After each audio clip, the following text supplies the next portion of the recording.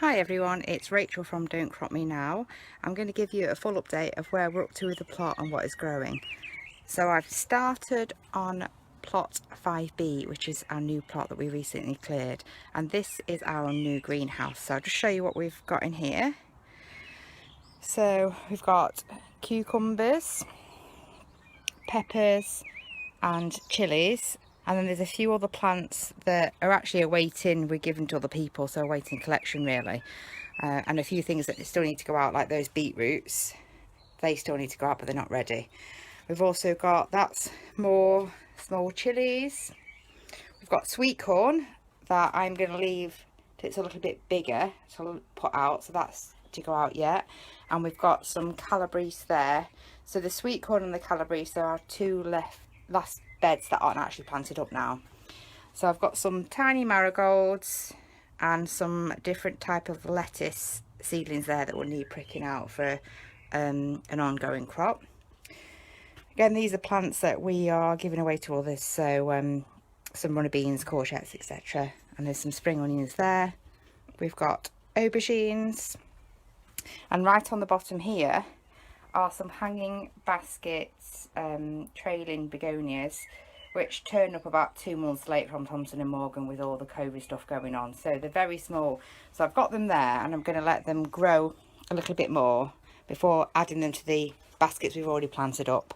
So this is plot 5B. So Anthony has been working on the coal frame still.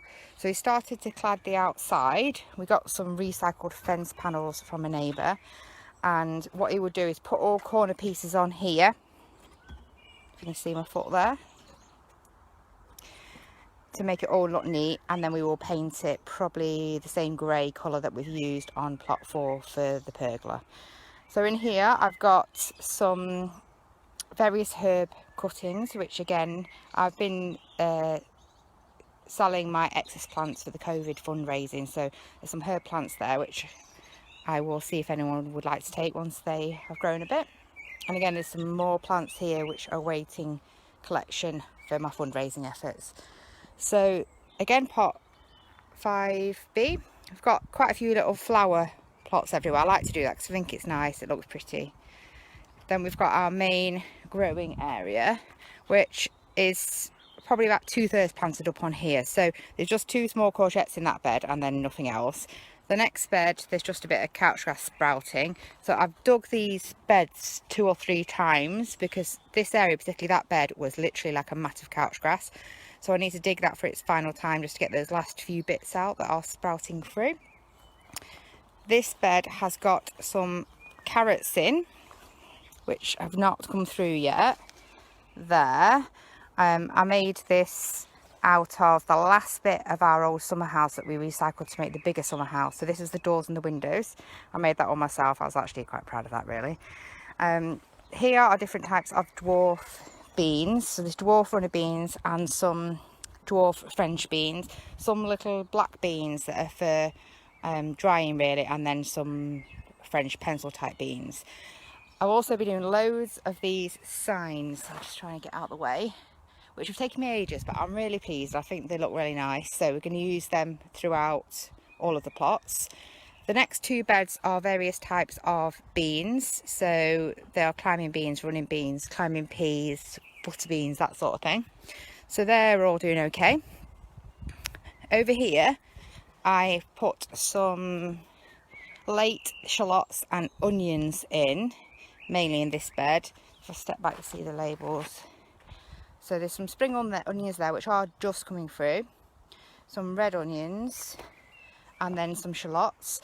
The main reason for planting these on plot 5B was in the past on plot 4 we've had problems growing onions, and so what we're trying to do is see if the onions grow all right on this plot, because if we do end up giving up 1B, that's where we tend to grow most of the onions, because we haven't done that well growing on plot 4 with them. So I want to make sure that the soil is good for onions on here before I do anything drastic like give up any of our growing space. And then we've got the 2 beds that are early and main crop potatoes. They did get hit by the blight, but they have recovered really well, look pretty good. The reason I put those canes in, which I know looks really strange, is because when you plant them in the tubs, they can really grow really tall. And then if you start to try and support potato plants, once they're already tall, once you start messing around with them, you just start breaking the stems and they start falling over. So what I've learned to do is you really need to put your supports in before the plants get big. So I'm going to hammer these canes in, and then I will put some string all the way around just to give them something to hold them up as they get a little bit bigger. So I will do that on both these potato beds here. We've got some strawberries there which look good. They were from plants that were taken out of this plot, so they're looking quite healthy. Sweet peas are just about starting to take off on the frame there, and then I've got my 4 carrot tubs which have done really well. I'm really pleased with them. Got really good germination. They're just tiny little seedlings, and I put the little fleece nets over the top to stop the carrot fly. Then in here I've got beans, so they are yard long beans and lima beans. So this is just a bit of an experiment. So they are really plants that are not usually grown in our climate, which is why they're in this poly house. So fingers crossed they will do okay. So if we go over to the front of plot 4, this is our main plot for growing. This is the plot that we've had about 15 years or so. So if I just go to the front, I have planted up the flower bed with bedding plants, so that will just need to fill out. So you can see some areas where lots of bees around there where I've put bedding plants in. It is mainly perennials. I do need to knock back some of these larger plants in the winter, I think, because they're starting to sort of take over. I've also done a new sign there which I quite like. It looks nice and colourful. So now if we look at plot 4, the main growing bit, I've got some herbs. There's some parsley and basil in there. With the weather being so hot, I'm just trying this basil outside. You know, if we get a hot summer, it will do really well outside. I have got some small plants as well, which are in the greenhouse at home, which I will plant in the greenhouse for the tomatoes as a backup. But I thought, you know what, I'm just going to have a go, see what happens. It's done well for us before when we've had hot summers. And if last summer's anything to go by, we're likely to have a hot spell and then just loads of rain. So I'm going for it. That is my basil and parsley. Got some climbing squash there, so they will climb up that frame. We've got our main sets of shallots. So you can see here where I stuck a few extra ones in at the end when I put them other ones in. So you can see the difference, the tiny ones and the ones that we planted earlier on. We've got some sweet peas, which are doing quite well, just starting to climb. I've got some spinach that I put in that has not liked the heat, and it's started to bolt, which is go to seed. So I'm probably going to pull that out and give it to the chickens, I think. Got some chives there, and this is our main carrot bed. So if you see in there, we've got carrots. So those ones were sown earlier than the tiny little ones there, but there's 4 rows of carrots in this bed.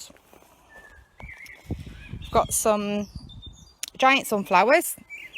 That one needs a bit of water. It's not looking very happy, so I better water them. So that is a sunflower. Here we've got some squash. These are winter squash. They are blue Hubbard squash. They are such a brilliant squash for storing.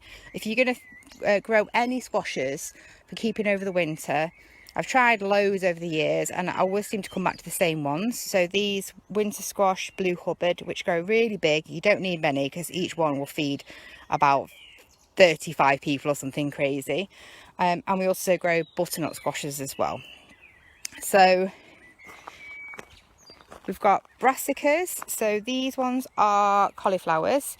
These have just got smaller nets on because they don't grow as tall. This bed with this random frame on, I'm a bit of a nightmare when people chucking things out if there's something I think that's useful for the allotment. So our neighbours, who I believe is watching at the moment, Jane, we're having a bit of a clear out, and this is actually a dog frame. So Anthony is going to get that taken apart, and then I will use that to create the structure to put the netting over when I plant the calabrese. And so that's why the calabrese has not gone in yet, because we tried to get this apart and it's very, very well stuck together. If you look at those there. So one of our plot neighbours said he'll come with they call it an angle rider, I don't know what they call it, and he will get it off for us. So at the weekend we'll get those in. We've got beans. So these ones are climbing French beans. They're the main ones we tend to eat as fresh beans. So there's a purple variety and a green pencil variety there, half and half. And then on here we've got a big lot of borlotti beans that are for drying for the winter. We have got here some broad beans. So these, the reason I've got the stakes in is they got a bit blown over in that sort of recent winds we had, that sort of bit of a storm. So luckily they weren't broken or anything and they were doing well. So I put some canes back in and tied the ones up in the middle that I've got blown over. Usually they do support each other quite well. It was just because it was very, very windy. We've got peas here. These are my early peas. They need uncovering now because they're just starting to flower, and obviously the bees need to get in to be able to pollinate the flowers. The reason I cover it up is because the pigeons on this side are just absolutely ferocious, and they come in and they will take the tops out of all your pea seedlings in about 5 minutes. So that's why I cover them. I will use that Enviromesh over the Calabrese. I'll move it onto there when I put the Calabrese in. This is the winter Brassicas. So we've got Brussels in there, and we have got black kale in here. So again, these are recycled frames. So they are actually bread crates. Again, so you just need something that's really sturdy because they're going to be in all winter. And obviously when the winds get up, you don't want all your coverings coming off. So this frame, again, from Jane, we're getting a bit of a theme going here, isn't it? Our neighbours clear out and then we get all their rubbish and bring it to the allotment. So this was made out of the legs from a table tennis table. So again, it's got canes in the bottom. It's nice sturdy structure because the Brussels will grow quite tall. In this next bed, it's a bit of a mixture bed, this one. We've got some kohl rabi, just a few because we don't eat that many. Some iceberg lettuce, got some celeriac, and these are mange too. So I've got a space there, so I'll probably stick anything in there, probably some more lettuce, I think, just whatever bits that we've got left. These ones are the butternut squash. So you can see again the leaves, where you get that yellowing on the leaves. I have given them a chicken manure feed when I planted them out, but it's really because they've been a bit cold with those winds, but they will recover. They're growing well in the centre, so I'm not worried about those. I have put 5 plants in that relatively small space. I've done that because usually, I don't know what it is, the butternuts compared to the other squash, but some of them seem to die when I put them in. So I've put 6 plants in this space to hope for at least get maybe 4. They're not quite as big as plants as the winter squash, which is why I put 3 in the other one. But I really probably want 4, maximum 5. Knowing my luck, they'll all be fine, but I've put them in anyway. Our rhubarb bed is there, and it is doing rubbish. It does not like dry weather. I actually put the hose on it yesterday and really gave it a good soak, so hopefully it might start to pick up. Normally we are inundated with rhubarb at this time of the year. There's hardly any, just a few little spindly stalks there, so not that great. We've got 3 courgette plants there, and this is our asparagus bed. It was planted last March, so it's quite a new asparagus bed, so I haven't picked from that. I think the 2 plants that are at that end over there have died because nothing's come up this year, so I'll probably get a few more crowns. I don't need to have a really big bed because nobody else really likes it in the house except from me, but I thought I'd have a go. I think I need to just get some more crowns really. So these are raspberries, which will need tying in, and we always put some nice flowers like I was saying earlier. So I've got some hanging baskets, and we also have some clematis that grow up these frames. There's one there and there's one here, so you can see this needs tying in. Up here again, it's growing now, so I'll tie that in up there and it'll grow across the top. This is going to be the sweet corn bed, so that's why that is empty. We've got a nice little lavender border. A couple of the plants are not looking too good because I actually transplanted them from elsewhere and it's just been so dry. So I don't know whether they'll survive or not. If they don't, I'll buy some more plants just to finish that border. This is beetroot, which has been multi-sown, so I will fill that other bit with the beetroot that is in the greenhouse. These are dahlias, so there's a whole row of different types of dahlias there. We've got some more giant sunflowers, which are on that frame in front of the apple tree. They grew pretty tall there, even though you wouldn't think they'd do that well, because obviously it'll be dry next to that tree, but they did do well. And the thing is that it's nice and easy to tie them in, well supported there, so I'm going to leave that as like a permanent sunflower area, I think. That's just our wildlife bits and bobs. And we've got another wildlife thing there. We've got a pond. We've got this rockery, which I have tidied up a little bit today. Cut back a lot of these spring rockery plants, so they will regrow every year, and then I've just put a few types of bedding plants and some cornflowers in there, so hopefully that should give a nice summer display in that area. I've made this little sign, very cheesy, but I like it, and I need to just paint around the edge because where it had the old picture on that's gone not great, so I'll paint around that with the grey paint again, so you'll just see the bit in the middle. Again, a few more sort of bedding plants in these containers to look pretty. This is cabbages. So we've got different types of cabbage here. We've got Savoy, red, and then some summer cabbages. So again, these are all covered up because of cabbage white butterflies, but also because of the pigeons. So you can see that they're taking off quite well in there.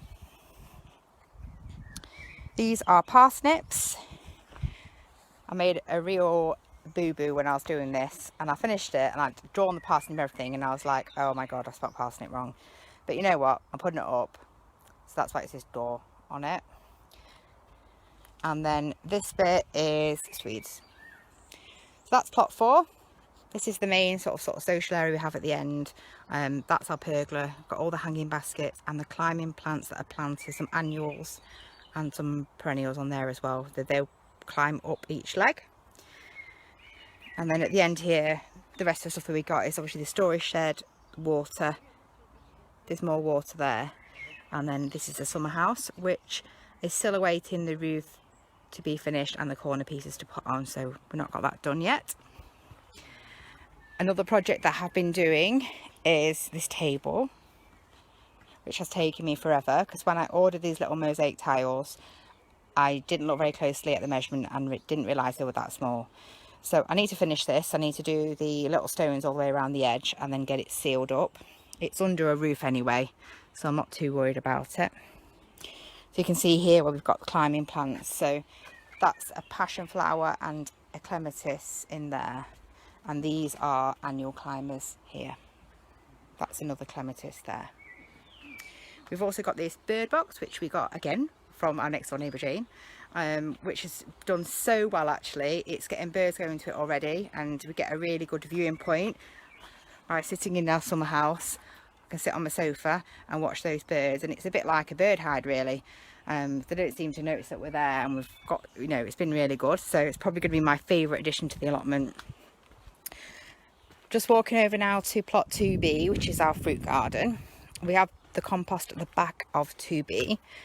So that is the middle area of compost, which is the most recent and active compost. That's just about full now, so I've just laid that up with a load of stuff today. I think what I'll do is give it a good water because it's very dry, and I'll probably cover that for now and allow that to just break down. We've also got some wood chippings that we are composting here. I've not put the thermometer in the last week, but about maybe 5 or 6 days ago it was running at 55 degrees. So that's composting down really well. And this is the oldest compost pile. You can see there's a potato that's fallen in there. That will probably be our best potato crop, knowing that. So I'm just going to leave it. I'm going to harvest from that. And then we will then start filling this compost bay. So the actual fruit garden is this bit. So I've been covering some of the fruit to protect it from birds, leaving the rest open so the birds can take their share really. So I did another video earlier this week about how we net and why we use different pest protection methods on different plants. So if you're interested in that, have a look at that video. So here we go. We've got loads of stuff on here. So this is all perennial fruit. So this is a new apple tree, which it's got some fruit on, which is good. This white stuff here is whitefly. Look at that. So it probably needs a little bit of a prune on pulling a few of those leaves off. Behind it, there is a plum tree, which has got, that's a plum there. Some there as well. So there's quite a lot of plums on that. This is another little apple tree, which again, it's got some apples on it. That's like a Cox's type apple. Got loads of gooseberry plants, which are fruiting up really well. We've also got the fig tree there. There's a cherry tree there, which has not got many cherries on. Last year, I thought it was because the birds took them all, but now I'm convinced that the pollination's not been that great because it was covered in flower and not that many cherries have set. So we have another cherry tree at home I'm going to bring, and I'm going to transplant to this fruit garden. So hopefully then we'll get a better crop. So this is a pear tree, and it did have some on it. Oh, there we go. Just the one on there. So that's quite a young pear tree. This is quite a young plum tree that has been a little bit attacked by pigeons, so you can see it's starting to grow back. But in there, there are definitely plums, which is why I covered it. We've got some strawberry beds that are in their 3rd year, so these really need to come out after this year, but they've got a lot of flowers on them. I am planning to get this out, and then I'm going to put some trees in this area, and then some other berries really, so gooseberries and red currants. And then in the background we've got raspberries. So we do need to have a bit of a tidy up on this plot, this bit here, really get some more wood chips to tidy the pass up, really. That's probably all I'll do. And there's a pile of wood there that we are going to use for another project, so I've just ignored that because I like things to be tidy, so I get a bit frustrated when I see stuff like that, but I'm going to leave it. And then our last plot is Wombi. So this is the one that we were considering giving up, but I do feel a little bit attached to it, so I don't know whether that will happen. So on here we have got onions, which look really good. A few more strawberry plants. That's my wildflowers, which are all coming through. We've got, that's parsley that's just going to seed, so that needs to come out. This is garlic, which is the second thing that suffered in those winds really. It's been knocked over. Scraping away the compost, they are actually growing quite well underneath, so I've given them a good water and I hope they're going to pick up. So fingers crossed, because there's a lot of garlic there. I've got my pumpkin patch, which is here. These are Cinderella pumpkins mainly, the big ones that I can use for carving. We've got over here another pond, which is a really healthy looking pond actually. It's got loads of tadpoles in. Excuse me, if I can get in. They're all hidden away because I've come in. But there's loads of tadpoles in there. And then my herb garden, which is really, I usually let flower just for the bees really. It's been a bit decimated because I've taken all the plants out to make all those cuttings. Excuse me. So that is Wombi. Still some work on the back to do, so we'll do some I feel like I've breathed in a fly, sorry about that. We've still got some work on this back section to do, so I'll talk about that in another video. Bye everyone.